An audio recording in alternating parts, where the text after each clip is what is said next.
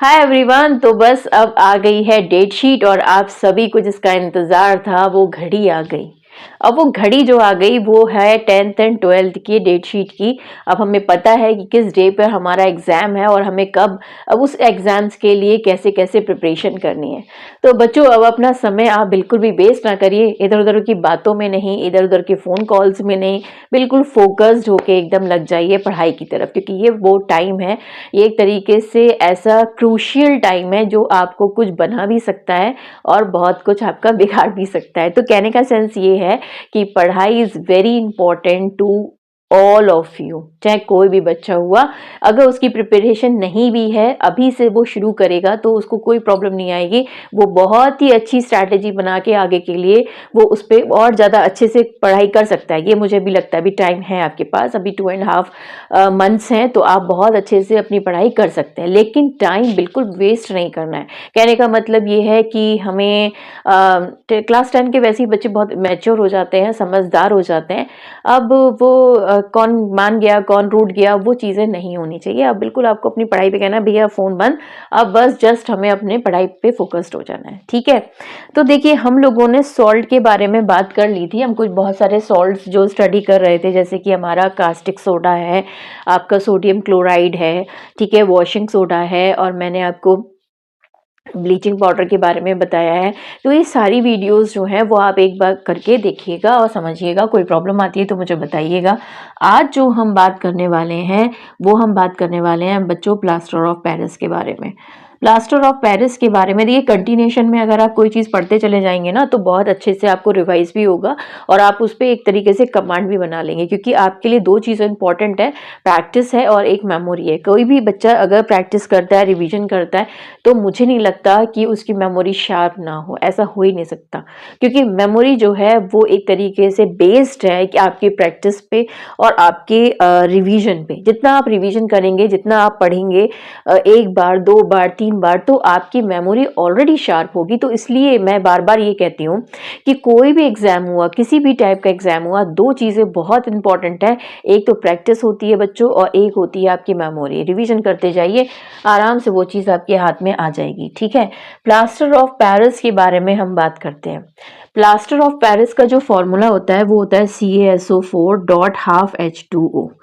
देखिए half H2O जब आप लिख रहे हैं तो एक तरीके से आप एक इनकन्वीनियंट अप्रोच दिखा रहे हैं। हाफ H2O का कोई मतलब नहीं है, आप आधा वाटर बिल्कुल भी नहीं तोड़ देंगे कि आप एक वाटर लिया आपने और उसको ब्रेक डाउन कर दिया, ऐसा बिल्कुल भी नहीं होगा। हाफ H2O इसलिए कॉपी पर्पस पे लिखा जा रहा है, अपनी कन्वीनियंस के लिए लिखा जा रहा है हाफ H2O। अदरवाइज जो इसका फॉर्मूला बनेगा उसे हम किसी और वे में भी लिख सकते हैं, ठीक है। तो अभी मैं आपको प्रिपरेशन बता रही हूँ। प्रिपरेशन जो है वो है हमारी जिप्सम से, ठीक है। ये हमारी प्रिपरेशन है बच्चों। सबसे पहले हमने कोई भी कंपाउंड अगर पढ़ा है तो हमने पहले प्रिपरेशन पढ़ी है, फिर उसकी प्रॉपर्टीज पढ़ी है और उसके बाद उसके यूजेस पढ़े हैं।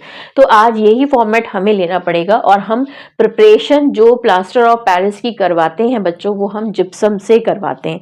किससे? जिप्सम से। अब जिप्सम का फॉर्मूला क्या होता है? CaSO4 डॉट 2H2O, ठीक है। इसको क्या करा जाता है?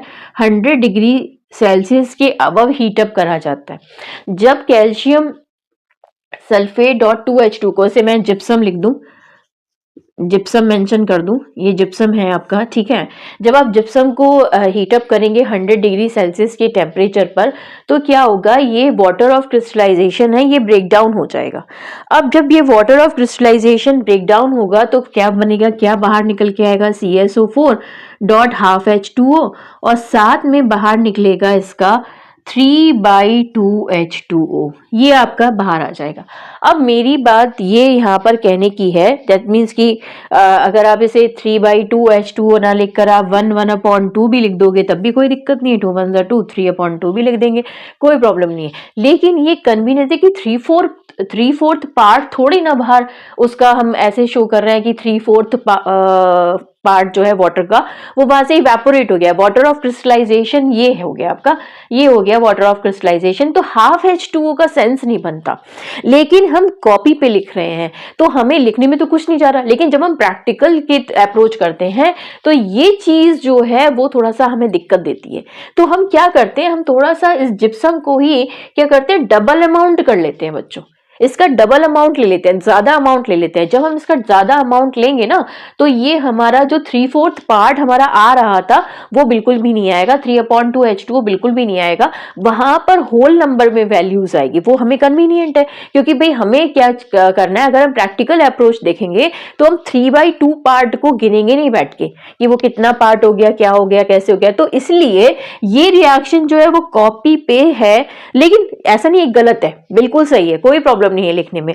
लेकिन आप इसको अगर थोड़ा सा इस वे में लिखना चाहे, जैसे मैं अभी सेकंड वे में मेंशन करने वाली हूं, अगर इस तरीके से लिखना चाहें तो वो भी गलत नहीं होगा, वो प्रैक्टिकल अप्रोच आपकी कहलाएगी। जैसे कैसे, CaSO4.2H2O लिख दिया आपने और इसका आपने डबल अमाउंट ले लिया, दैट मीन्स आपने जिप्सम का जो है वो डबल अमाउंट आपने यहां पर लिया, हीट करा है उतने ही टेम्परेचर पे। अब क्या होने वाला है, अब देखिए, अब 100 डिग्री सेल्सियस के टेम्परेचर पे आपने इसे हीट कर दिया, कोई कंफ्यूजन नहीं है, जिप्सम जो है उसका आपने डबल अमाउंट लिया है, डेट्स ऑल, और कुछ नहीं करा है, ठीक है। अब आपने क्या करा CaSO4 और H2O बना, इसका ट्वाइस कर दो क्योंकि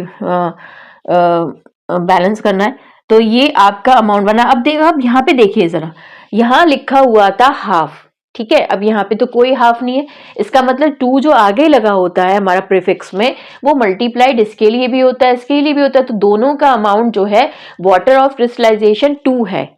इसका मतलब यहाँ पर ये डाई एटॉमिक स्टेट में रहेगा, डेट मीन्स कह लीजिए कि इसका वाटर ऑफ क्रिस्टलाइजेशन 2 है।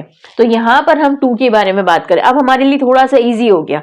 अब जो इसका वाटर बनेगा वो आपका होल नंबर में बनेगा, 3H2, बैलेंस होनी चाहिए इक्वेशन। देखिए CaSO4 2 है, बिल्कुल ये बस 2 है, 2 2 जा 4 हो गए वाटर के पार्टिकल्स, तो 2 2 जा 4 भाई, ठीक है भाई। यहाँ पे कितने हैं, 3, और यहाँ पे कितने हो गए, चेक कर लीजिए। ये वाला जो है इसका H कितने हो जाने, 2 2 जा 4, ये वाला जो है इसका मल्टीप्लाइड करो पहले, 2 2 जा 4, 4 2 जा 8, 8 H होने चाहिए और 4 O होने चाहिए। ये यहाँ पे 3 2 जा 6 और 7 8 हो गए, और कितने ऑक्सीजन होने चाहिए भाई, 2 ऑक्सीजन होने चाहिए। ऑक्सीजन हमारे पास कितने हैं, 2 ये है और मल्टीप्लाइड बाई 2 कर दिया तो 4 हो गए, तो यहाँ पे 3 and 1 4। कहने का सेंस ये है कि हमारे पास ये रिएक्शन बैलेंस्ड है, लेकिन जब हम केमिकल अप्रोच करते हैं, प्रैक्टिकल अप्रोच करते हैं, तो हम इस रिएक्शन को प्रेफरेंस ज्यादा देते हैं rather than this one, first one. तो जिप्सम का अमाउंट बस आप डबल लीजिए, 100 डिग्री सेल्सियस के टेम्परेचर से अबव रखिए, ये अबव टेम्परेचर है, हीट अप टू अबव, या हीट अबव 100 डिग्री सेल्सियस, आप ये बात बोलेंगे, ठीक है। तो जिप्सम जो है वो इसका मेन प्रोडक्ट है, उससे आपका प्लास्टर ऑफ पेरिस क्या होगा, बनेगा बच्चों, ठीक है। अब हम बात कर लेते हैं प्रॉपर्टीज के बारे में। तो सबसे पहली प्रॉपर्टी ये है कि ये एक वाइट पाउडर होता है, जो प्लास्टर ऑफ पेरिस होता है वो बच्चों वाइट पाउडर होता है। मैं प्रॉपर्टीज आपको वर्बली एक्सप्लेन कर देती हूँ। और सबसे इम्पॉर्टेंट ये होता है, जैसे कि आपने देखा होगा कि ये जैसे किसी इसकी बहुत ही रिमार्केबल प्रॉपर्टी है कि अगर आप उसे वाटर के साथ मिक्स करेंगे तो वो किसी भी फॉर्म में अपने आप को चेंज करने की एबिलिटी रखेगा। जैसे स्टैच्यूज बनते हैं या सीलिंग डिजाइन्स बनती हैं, या आप इसमें इसे आप इसमें भी देख सकते हैं, क्या नाम है, सर्जिकल अप्रोच में, जैसे कि फ्रैक्चर हो जाता है तो वो फ्रैक्चर जब हो जाता है उसके ऊपर एक लेयर बनाई जाती है, वो लेयर भी इसी की फॉर्म होती है। कहने का सेंस ये है कि प्लास्टर ऑफ पेरिस उसमें भी यूज हो रहा है। किसी भी टाइप के कोई एक तरीके से स्टैच्यू वगैरह बन रहे हैं वो इसके थ्रू बन रहे हैं, तो हमारा प्लास्टर ऑफ, लेकिन हाँ वाटर इज इम्पॉर्टेंट प्रॉपर्टी। अगर वाटर उसमें मिक्स नहीं किया आपने तो ये पॉसिबिलिटी नहीं है, वाटर आपको मिक्स कराना पड़ेगा, ठीक है। तो हमने प्रॉपर्टीज में पहली बात ये समझ ली कि ये व्हाइट पाउडर होता है, दूसरी बात ये समझ ली कि भाई ये हार्ड हो जाता है जब आप इसको क्या कहते हैं, क्या वाटर के साथ मिक्सअप करते हैं, क्योंकि फिर वो दोबारा अपने आप को जिप्सम में चेंज कर लेगा और एक हार्ड मास बना देगा, ठीक। ये रिएक्शन अगर मैं रिवर्सिबल करा दूं, जैसे फर्स्ट वाली ये रिएक्शन जो है आपकी, ये वाली जो रिएक्शन है, अगर मैं ये आपका पीओपी है, ठीक है, प्लास्टर ऑफ पेरिस, अगर पीओपी में वाटर इंट्रोड्यूस करा दिया तो ये बैक चला जाएगा और जिप्सम फॉर्मेशन हो जाएगी, ये हार्ड मास बन जाएगा। तो पीओपी में जब आप वाटर को इंट्रोड्यूस करते हैं तो वो जो हार्ड मास बनता है बच्चों, वो एक्चुअली जिप्सम है, लेकिन बन किससे रहा है, वो बन रहा है पीओपी से। ये बात आपको याद रखनी है, ठीक है। तो मैंने प्रॉपर्टीज बता दी और इसके आपको यूजेस बता दिए कि ये यूजेस कहाँ कहाँ हो रहे हैं, ठीक। दूसरी बात, ये एक फायर प्रूफिंग मटेरियल है। अगर आप किसी लेयर पे से लगा देते हैं, बहुत सारे ऐसे केमिकल्स होते हैं जिन्हें हमें फायर से बचाना पड़ता है, क्योंकि वो एयर के कांटेक्ट में आने से अपने आप को क्या करते हैं, एक तरीके से स्प्लैश आउट होते हैं, एक तरीके से वहां पे एक रिएक्शन आप कह सकते हैं होती है। तो वो क्या करना चाहता है कि उसको भी कवर करने के लिए हम इसका यूज करते हैं, पीओपी का, वो उसे कवर करा दिया जाता है, बॉक्स में बंद कर दिया जाता है, उसके बाद ये भेजे जाते हैं। उन केमिकल्स को हम एक तरीके से सेव करने के लिए पीओपी का यूज कराते हैं। तो फायर प्रूफिंग हमारे लिए पीओपी वर्क करता है बच्चों, ठीक है। केमिकल लेबोरेटरीज में यूज होता है, बिल्कुल सही बात है। कोई भी जितने भी एपरेटर्स होते हैं, जैसे टेस्ट ट्यूब होता है या कुछ, अगर आप उसमें एयर गैप देख रहे हैं तो आप उसे क्लोज करने के लिए यूज करते हैं, लैब में आपने देखा होगा। तो ये सारी प्रॉपर्टीज जो हैं वो पीओपी की हैं, यूजेस पीओपी के हैं। इनको अच्छे से आप पढ़िएगा, समझिएगा। कैल्शियम सल्फेट .H2O अगर आपने लिखा है वो भी गलत नहीं है, हाफ H2O लिखा है तो भी गलत नहीं है, लेकिन रिएक्शन को बैलेंस बहुत जरूरी है करना। अगर आप सिर्फ इसमें ये दिखा रहे हैं, फ्रैक्शंस वाला पार्ट दिखा रहे हैं, तो आपको डबल अमाउंट नहीं लेना है जिप्सम का। जब आप इसमें कोई भी फ्रैक्शन वाला पार्ट दिखाना नहीं चाहते, ठीक है, तो आप क्या कर लीजिए, इसका डबल पार्ट ले लीजिए। तो कहने का सेंस ये हो गया कि दोनों ही रिएक्शन सही हैं, दोनों रिएक्शन गलत नहीं है, ठीक है। तो ये पीओपी के बारे में बात हुई, बाकी आगे हम बात करेंगे नेक्स्ट उसमें। अब आपकी रेगुलर क्लासेस चलती चली जाएंगी, कोई गैप नहीं होगा। क्लास 10 के बारे में मैं बात कर रही हूँ, फोकस्ड होके पढ़िएगा। कोई प्रॉब्लम आती है तो मुझे बताइएगा, मैं उसको बिल्कुल अच्छे से आपको एक्सप्लेन कर दूंगी। लेकिन बहुत ही कम टाइम है बच्चों, अब आपके पास समय कम है, तो अब आप क्या करिए, डे बाय डे अपनी स्ट्रैटेजी मेंटेन करिए, उसी के हिसाब से आप अपनी पढ़ाई शुरू कर दीजिए। क्योंकि जब समय कम होता है तो फिर हमें अपनी स्ट्रैटेजी और हम अपना हार्ड वर्क जो है वो थोड़ा डबल करना पड़ता है, ठीक है। तो सुबह शाम की अब थोड़ा मेंटेन करिए, टाइम टेबल क्या हो सकता है हमारा, अपने घर के हिसाब से, जैसे भी आपका स्कूल जाना है या जैसे भी करना है उस हिसाब से मैनेज करिए और पढ़ाई में लग जाइए, ठीक है। हैव अ गुड डे बच्चों। नेक्स्ट टॉपिक नेक्स्ट उस वीडियो में डिस्कस करते हैं। Thank you so much.